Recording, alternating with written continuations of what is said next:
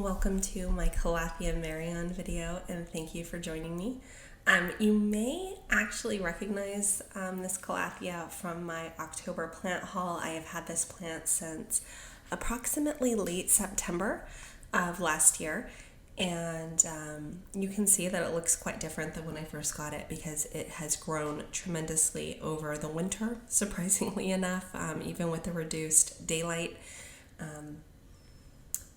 And if you look, you're going to see at the bottom, I'll show you some of its older growth. Its original leaves are starting to curl up and to die off as it matures. Like the rest of my Calatheas, I water this plant specifically with distilled water. I don't have access to rainwater, and if I did, I would probably use that.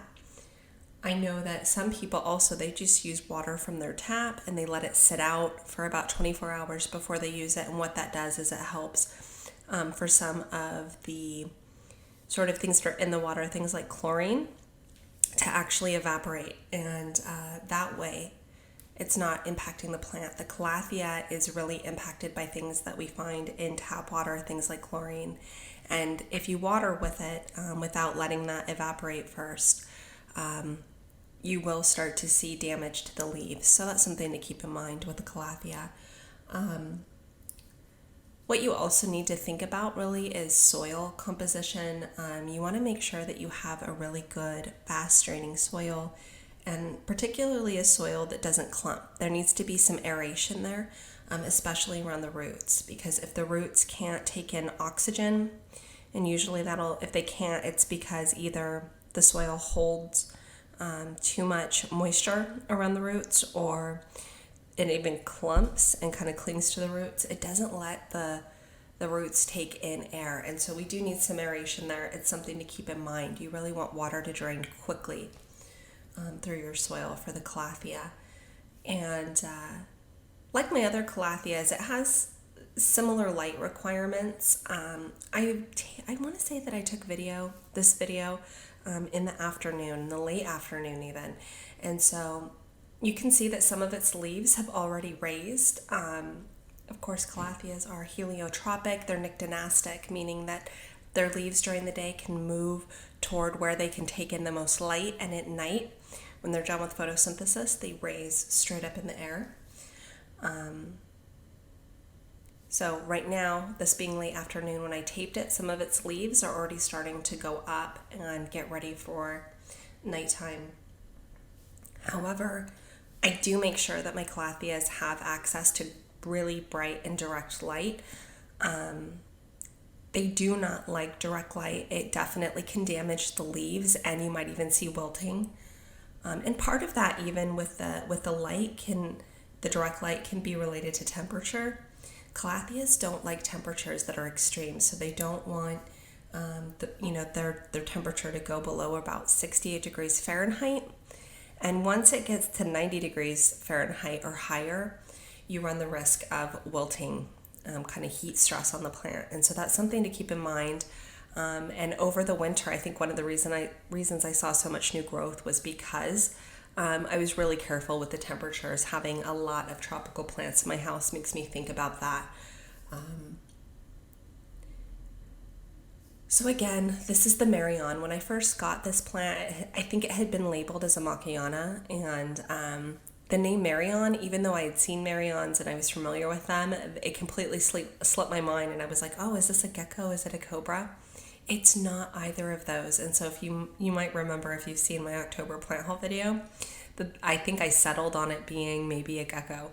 It's not. It's a Marion. And if you look closely, you're going to see a few cat hairs on this plant.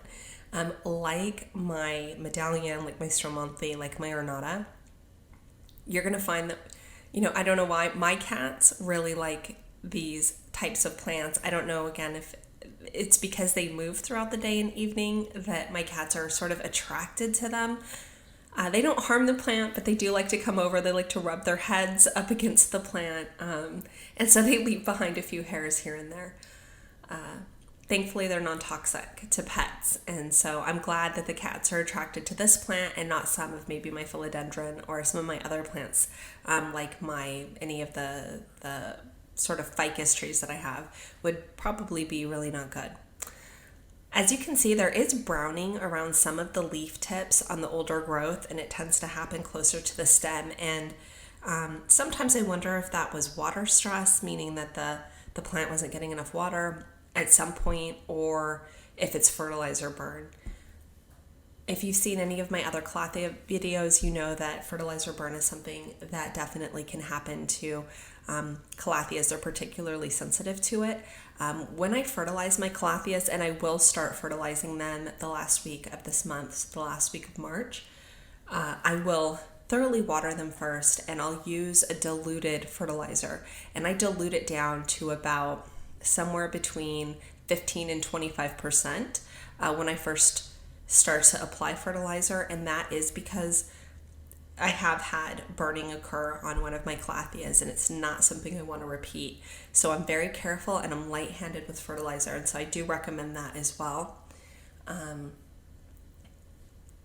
also, one of the things that I don't want to happen is for fertilizer and to sort of build up in the soil and stay there. That definitely can cause plants problems for not just Calatheas, but for all plants when you start to have that buildup. And so I do tend to fertilize lightly.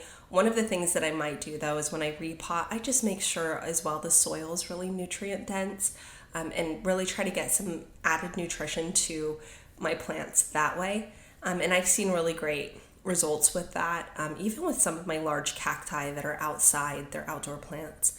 They tend to do well with that, just kind of, even if I give them some really good mulch or something like that over the top. But this is my Calathea Marion. It's a gorgeous plant. I'm so happy to have it. It's turned out to be really healthy. It's got the most beautiful striking leaves with this tricolor on the front, and even sometimes it's got 4 colors when that rosiness peeks through. It's got that rosiopicta backing, that really vibrant, gorgeous color, and it's a beautiful plant. Maybe I'll update it, do an update video again in another few months. Until then, be well and take care.